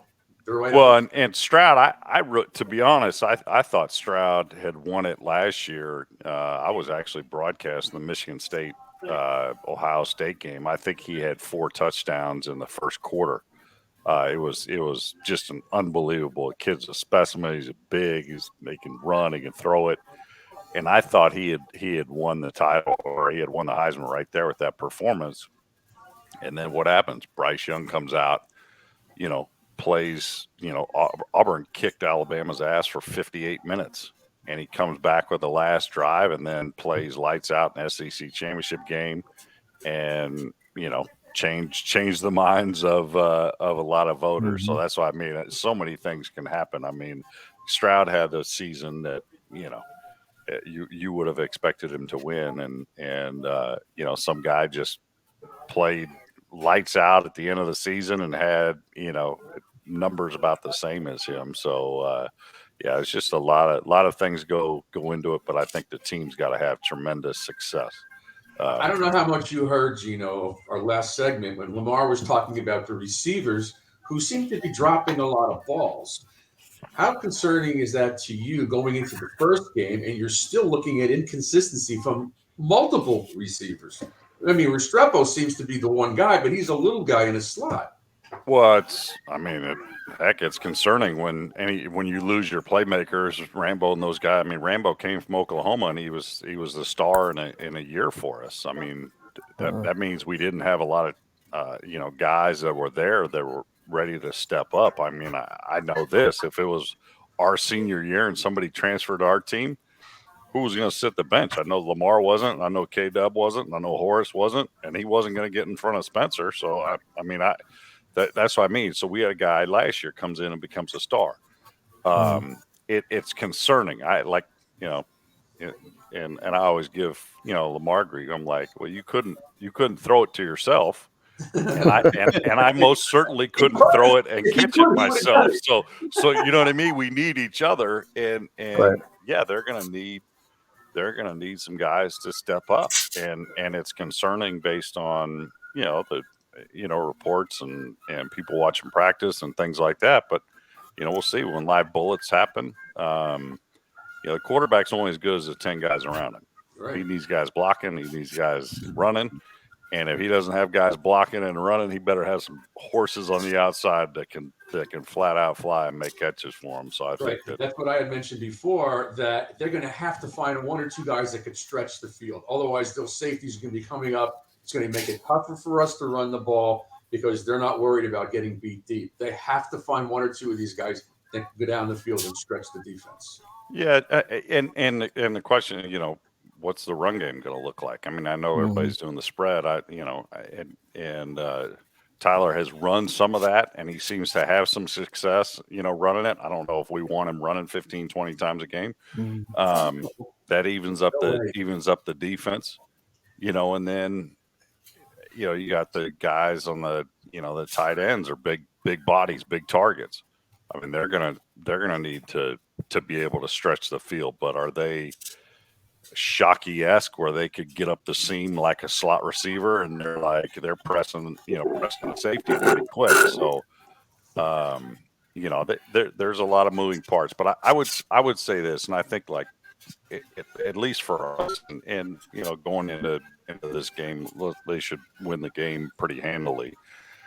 I think that when you start worrying about the other team, then that's a problem. Right. To me, it's always take care of your own business, play every single play to win the game, and know your teammate right next to you is doing exactly that. And at the end of 60 minutes, you should win. And that's kind of how you go into it. But if you're worried about, hey, I got to do this against these guys, I'm worried about how they do who cares whatever you're going to do? Go ahead, do it.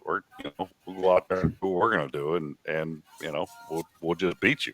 So we're nicked up in the backfield too now. We lost one kid for the year, but he was a true freshman, and now once again Chaney's hurt, and and Rooster's not exactly the healthiest guy. He gets nicked up here and there. So thankfully he brought in Parrish from Mississippi. But I think we're okay, but a little concerning about the depth at the running back position. Well, I think it's depth anywhere. I mean, listen, coaches,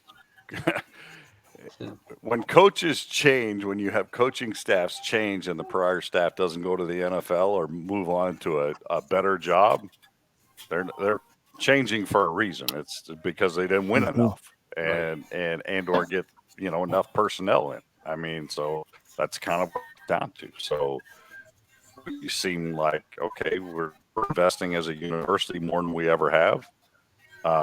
It seems like they're getting, some recruits, or at least they're competing against some of the top schools for recruits. But those kids that they're signing right now aren't going to be there till next January. So it's great that they're having success. But hell, we might need them to skip their senior year like the quarterback at Texas and line up. So, I think that, I've tempered expectations. I like what I've seen that coaching staff's done and the personnel wise, but yeah, it's concerning because there's a lot of holes and there's just a lot of question marks on the team. Hey, Gino, let's for a minute take you inside the head of Tyler Van Dyke. Okay, he's got a new head coach, obviously, but he's got a new offensive coordinator. He's got a new quarterbacks coach, getting a ton of NIL deals. He's been filming commercials and making appearances, and he's had a lot going on for many, many months now. And now they're talking about him as a Heisman candidate. I threw the odds up there for a minute before, but I guess he's like the number 10 on the list or 11 on the list in terms of how's DJ Who? DJ, the Clemson quarterback, Yeah, Uiagalelei. I mean, I'm doing that game on Monday night. He threw seven tuds and 10 picks. I know. I'm like, I mean, he's still riding off the hype he had in high school. But the point I'm making is that Tyler Van Dyke has a lot on his plate, and talk about how he manages all that and doesn't let it impact how he performs on the football field. I don't know if you can. I think, I mean, hell, it's hard as a professional when you're, when you got a few more years. I mean, I give you, for example, I mean, I'm good friends with some buddies up in Columbus. I mean, their quarterback, Stroud and Jigba Smith, they're driving around Bentleys. Now, Yeah. I don't know about Lamar. I mean, yeah, it'd be nice as a kid to, have a Bentley, but I wouldn't want to be driving it on campus. I would be anywhere in around Miami. I'd be scared to death. Somebody's gonna, hit the car, key the car. You had a bad game. So I think that's difficult. And based on the time, I mean, listen, there's plenty of time in a day, but you still have, they're not fully professional, so they still have to get their classes in. Have to. I assume. I mean, hell, with all those changes, it seems like they don't even have to go to class, but I think they still have to make some type of academic progress. They do in the afternoons. They go in the afternoons. They practice in the morning and they go to class in the afternoon. Yeah, but and then in the summer, I wouldn't have wanted, to deal with that. I think that, the NIL I'm a poster case or poster child or whatever of a guy that would have made a lot more money my senior year of college than I did in the National Football League as a 7th round pick. I know that for a fact. So I think now is you want the players that are performing to be able to make money. Okay, well, what does that look like? It looks whatever they're doing, but it seems like these NIL deals, people are signing players, and then the player becomes beholden to that NIL person or entity, and then that entity's trying to get their money back. I mean, I did an autograph session last year in Chicago. With Andre Dawson was there, and we were chatting. He's from down here, and Spencer Rattler. He played a couple games. He hadn't even played a game in Oklahoma. He was paid $250,000 to show up and sign autographs. Wow! I'm like, hell, Andre's in the Hall of Fame, and I've already won the Heisman, and hell, you could add all my appearances up all time, and I'm getting $250,000. So. But I think it's difficult. I think that I think it changed. I think like the kid Jaden from California, who I don't know. Apparently, he's got like a 7-figure deal to come here, NIL deal. Man, you walk on campus. What do the other students think? Oh, there's the $6 million or $9 million man. Yeah, those numbers weren't accurate. Those were so overblown. That was his agent putting that out. But he will. But either way, it's different because the other students, and then your team. Listen, SMU was brought down by a backup making more than a starter. Now it was illegal, but he was making more than a starter, and that's how the program was brought down. So I think that the team concept, hey, what about let's say Garcia? I think Jake's a talented quarterback. Wait a second, guys that are signing 2 years after him are getting more money, and yet kind of what you get from him already being here for a couple of years. I know I would be kind of pissed if I was a quarterback or any player on the team, for that matter. But I think it's difficult, and I know Dion speaks about it a lot, where they should be doing things for these kids to help them adjust, but I mean, nothing beats experience. I mean, it's years on this planet. The more years you got, the more experience you got, you make smarter decisions. And I think that that those are things that, and I hope that in this NIL deal, whether Tyler or all the rest, once it's the season, God, I hope they're not doing it, because you don't have time to do anything. And, I think that if I may, I think their prior quarterbacks, Perry and Williams, I don't think they were grounded. I think Gary knows Tyler Van Dyke a lot better than I do. Probably you, Gino. He's grounded. He comes from a family that's grounded. He's grounded. He's kind of like Mario-esque. He's grounded. So I'm hoping that this doesn't hit him while he's playing. I think he has the ability, perhaps he's young, to separate it out. He might be grounded, Bruce, but it's always about the money.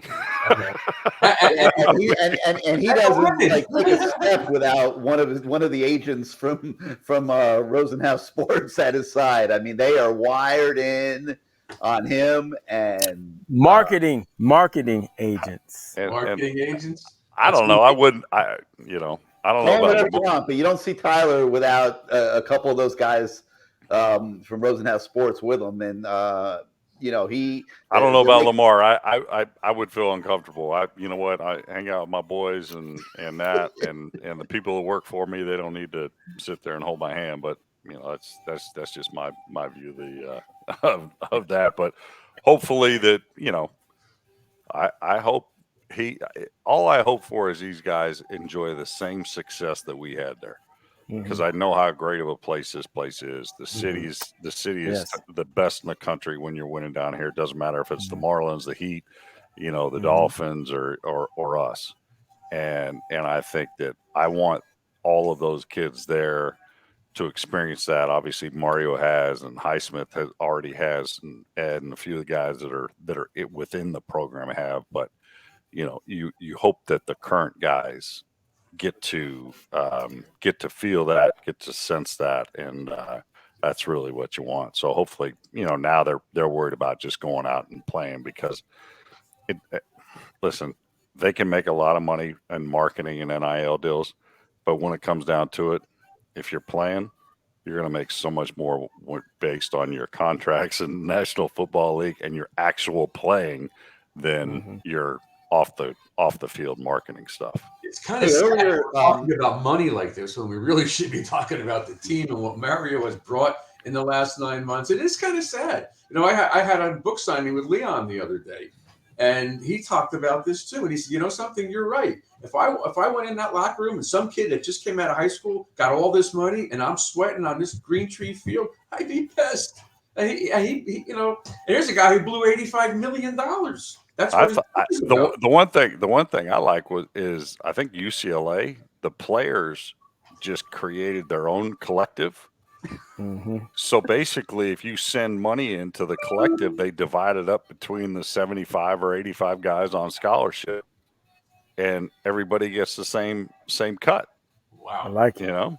So for me, I'm like, hell, let's start a collective. We're gonna have an end of the year party at the end. You guys have those anyway, Gino. And then what we have left, then we'll divvy up the cash after the spring party. Remember that spring? Yeah, we didn't have to pay for that stuff though, right? Yeah, no, we did. Hey, Gino, earlier you were talking about the bond that you and Lamar had, quarterback, receiver, and I want to ask both of you guys to talk about this a little bit, because Tyler Van Dyke's roommate is Xavier Restrepo.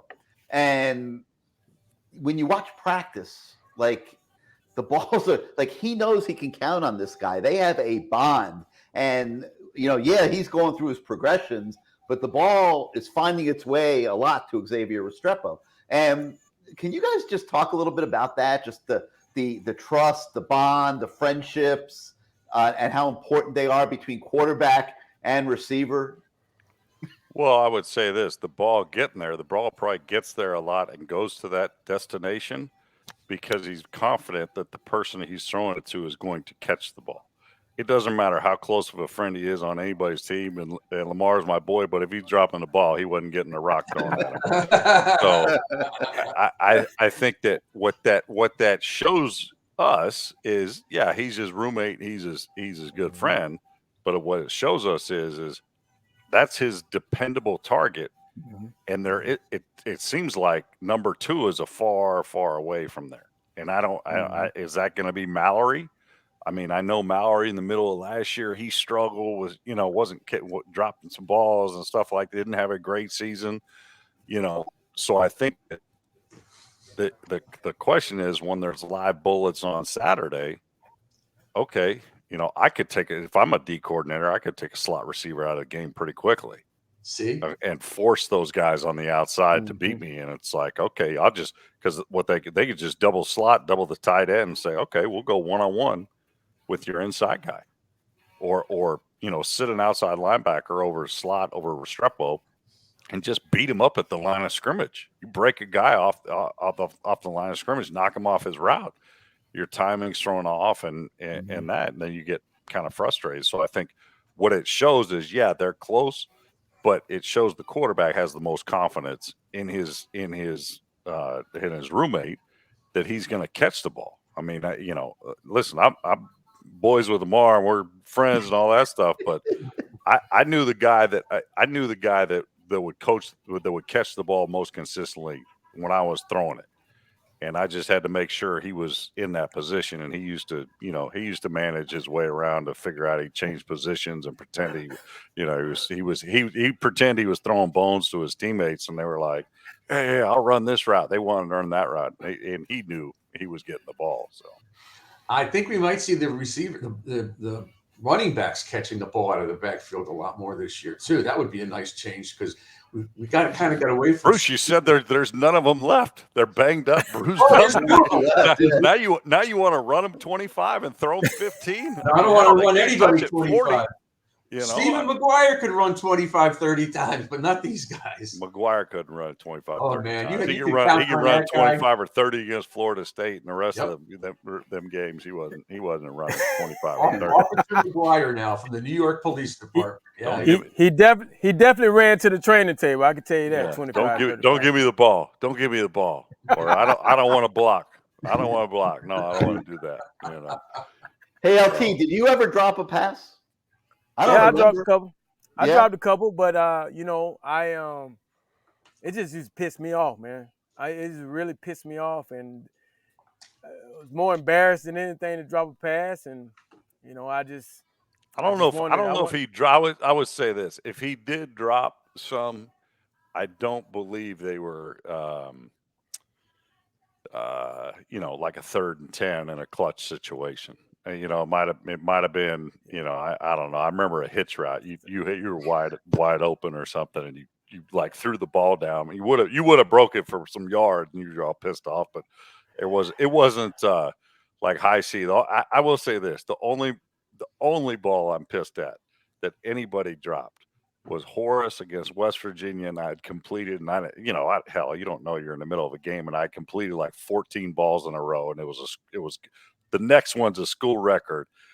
He's streaking down the sidelines. I mean, hit him in stride, perfect, and he drops it.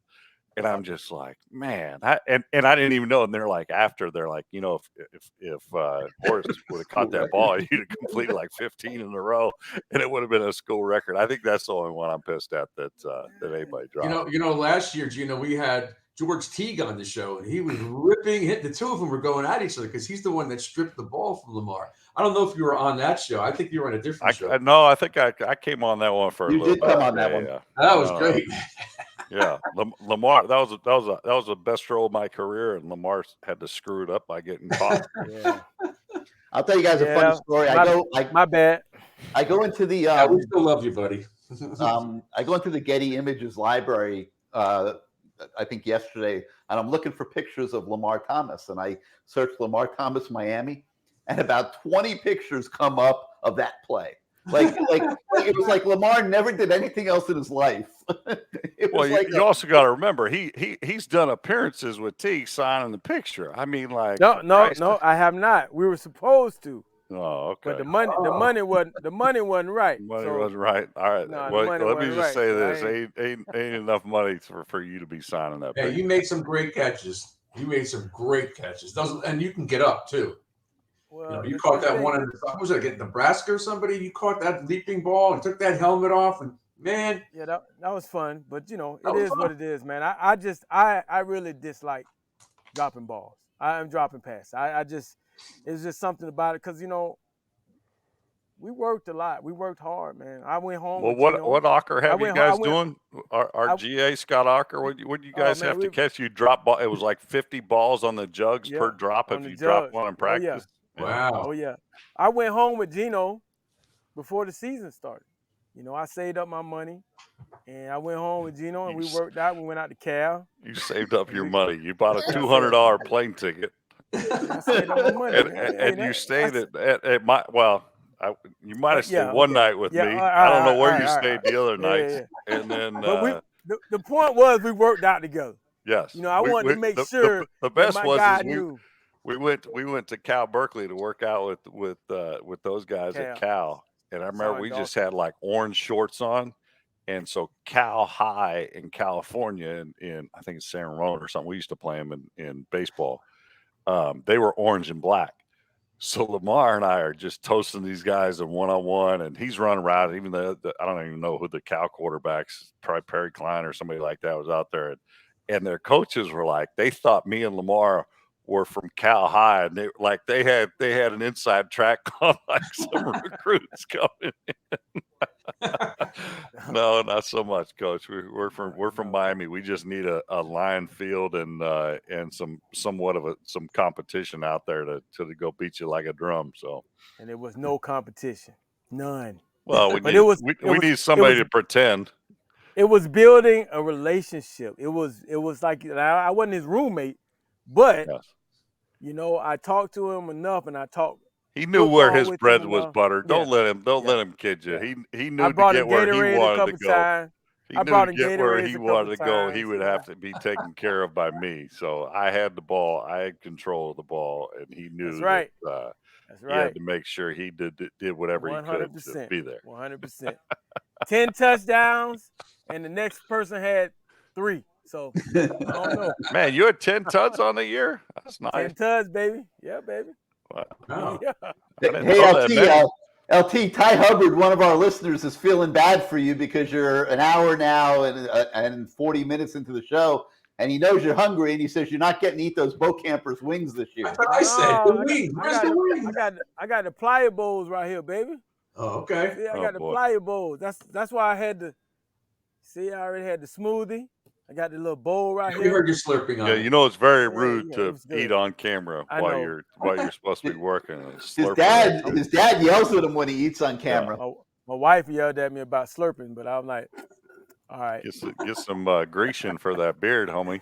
Hey, shave it off, or just because you some saved Grecian. yours off. Mine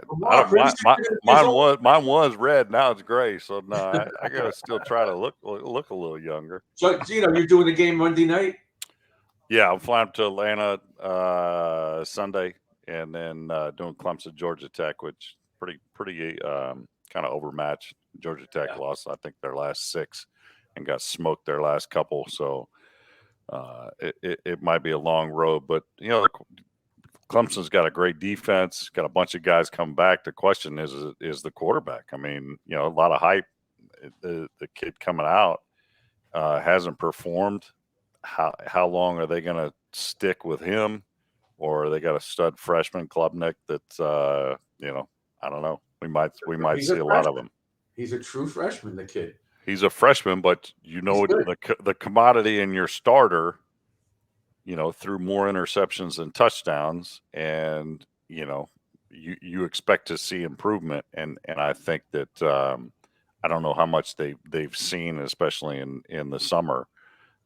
It's definitely not a secure job that it's his job to go out there. I think if he struggles, you know, that they'll put the young guy in. Yeah, he's on a short leash, especially coming off the horror of a year that he had last year. For Clemson standards, that's just not good enough. Yeah, I'd like to be 10-3 and have an off year too. Yeah. Hey, Gino, before we let you go, what does it mean? Lamar talked about this earlier in the show. What does it mean to you guys to have one of you in the head coach's office running the program in Mario Cristobal? Like, what does it mean to all you former players that played with Mario. He's part of your current generation of alumni. Well, I think this. I think that obviously we're just all fans now, but I think that we know if we were in that situation, if we were the head coach, whatever, you're never going to see somebody work as hard as somebody that actually did it on those practice fields and as a former student athlete. And I think that we know that no stone's going to be left unturned. They're going to be working as hard as they possibly can as we would, because we know what we did as players and how hard it was to be successful and have success. But there is success at the end of the road as long as you work hard. And I think that I'm glad that somebody that's put blood, sweat, and tears on that field as a player is now leading it, because I know he's going to do the same thing as a coach. And I think as a former player, that's all you'd ask for. It's like whoever, it doesn't matter where you're hired. If you're hired at your alma mater,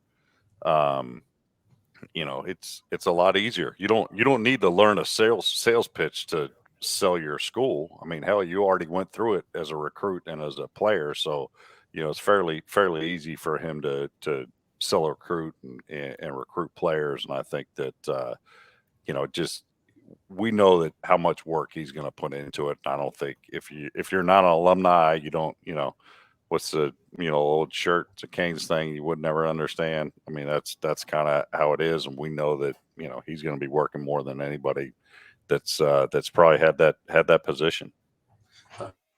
Lineage of Jimmy Johnson and Nick Saban, that has to help him. And he made his tactical moves, leaving Miami to go to Bama to learn from Nick Saban, and it paid off at Oregon. We all hope it pays off here, but I believe it will.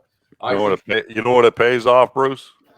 When we got 85 studs on our roster. Yeah, you got those green. And that's why he's spent more time recruiting. I mean, listen, everybody's hyping up Georgia. Obviously, they're playing Oregon. They got a huge game on Saturday. Everybody's hyping up Georgia. And okay, yeah, they have a lot of, but they haven't done it. Right. Alabama has done it. Alabama has had that turnover. I mean, they lost, they lose 9 guys on their defense to the NFL? Probably in the first 3 rounds. I mean, Miami had that in 01, 02 and had never done the turnover, and then we couldn't do it. Right. Well, now Alabama's been the only one that's done it. So I think, Georgia's got a lot of holes to fill, and it's just a lot of question marks. And the question mark is they haven't done it. Nick Saban has done it, and what he's done is just, to me, I'm amazed at it, because there's never complacency, and it's pretty amazing with human nature that guy it can continually get the players he gets, and then coaches them up when he gets there. So I think it starts with the players, and then the players make the coach better, and then we're there. So we just, we need a lot more players, and all those recruits that are coming in and things like that. All right, Gino. Well, man, thank you so much for coming and spending a little time with us tonight. I'm a little disappointed you didn't talk about my golf game, the one I always beat Lamar at, but anyway. I don't even play golf. Maybe next time, Gino. Next time. Lamar, the last time we played, I think, was our reunion, right? I can't remember. Too many hits to the head. I kept the scorecard, just so you know. I got to get my Sapp, Coach E. I got to get my concussion money. I got to get my concussion money. You got me once in Kentucky on your home course. You ain't got me ever on anymore. Probably a pitching. All right, we'll go back at it, because I gotta have bragging rights. I don't like you. That's like dropping the pass. I'll get you a new set of clubs. You can get rid of those Taylor Burner bubble woods you got. And he's calling out my clubs, man. Get him off. Get him off, man. Bye, G. Bye, G. Come back later in the season, all right? You guys talking about my clubs. My clubs are old, but God dang, don't talk about my clubs, man. All right, LT, let's take care of some business. Tell us, let me give you that big wide shot again. Tell us a little bit about what you are eating this evening. Oh, yeah, that's right. Yeah, I was eating some of this Supply Bowl. See this right here? It's a local business right around the corner here on University. I had this smoothie right here. This was a great smoothie. It was pretty good. It had peanut butter in it, as you see, the brown, because I didn't eat nothing today. And I got this bowl right here. This is a healthy bowl. Let's see, what's in this bowl right here? Let's see. What is in this bowl? This is the Pacific Bowl. Green blend topped with granola, strawberry, banana, shaved almonds, seeds, chia seeds, and honey. I'm gonna tear this up when I get off here. Now this ain't like chicken wings, but it could be healthy. It's healthy. And my daddy not mad at me. But the bottom line is people can come to CanesWear, they can buy their Canes gear and then go next door next door and be healthy. Yeah, be healthy. Get you some. Come over here, get some of this gear, all this gear, then go over there and get you some of these bowls right here, and you're healthy. And then go to the game and fill it up with some adult beverages. How about that? Adult beverages. All right, and we mentioned earlier in the show, for those that were here, they've seen this before, but CanesWear created a brand new commercial for the show. Let me show it to everybody one more time. Welcome to CanesWear. Family owned and operated since 2010, CanesWear has all latest merchandise for the Miami Hurricanes, Miami Dolphins, Inter Miami Soccer, and more. Come visit us at our store in Davie on University Drive, just south of I-595, or online at CanesWear.com. CanesWear, the spot Miami fans shop. I like it. My last three wallets came from there. It's got the U logo on it. There you go. Too. All right, Bruce, Lamar and I are going to play some word association here in a minute. Any parting thoughts before you go tonight? I'm just excited about Saturday. I really am. I'm looking forward to this. I'm looking forward to the effort. I know we're going to win. That's not what I'm looking for. I want to see the effort. I want to see the intensity. I want to see physicality. I don't want to see a lot of missed tackles. I want to see a clean game. Miami plays well and nobody gets hurt. I'm excited that Mario's the coach, the staff we have. I'm just looking forward to a great game and a great season. And I'm glad I'm with Lamar and Gary doing the show again. And thank you to Brett at CanesWear, because this is awesome. All right, Bruce. Well, we haven't really announced the new show yet that's coming on Saturday, but I guess I'll tease it right now, because we will probably announce it in the next day. We are going to have a CaneSport post-game show this year, and we're bringing in a real talented host by the name of Dave Lamont. Those of you who follow broadcasting are familiar with Dave. He's done play-by-play for ESPN for the past 15 years or so. He is going to be the host of our CaneSport post-game show. Bruce will be on there as a co-host. I'll be popping in after the games from home and away. I'll be on the road when the Canes travel. And we'll have special guests, some different former players. Maybe Lamar will pop in sometime. And we'll get a lot of different perspectives on the game that week. So we're looking forward to that, the CaneSport post-game show. This week it'll be after, obviously, the Bethune-Cookman game. But it's going to be like this. It's going to be video, too, not just a radio thing. No, it's going to be just like this. Correct. Yep. Excellent. All right, Bruce. So we'll see you on Saturday. Okay. Lamar, be good, my friend. Gary, I'll talk to you later. Bye. All right. All right, LT. Let's go home with some word association. Where do we start? Let me start with Bethune-Cookman.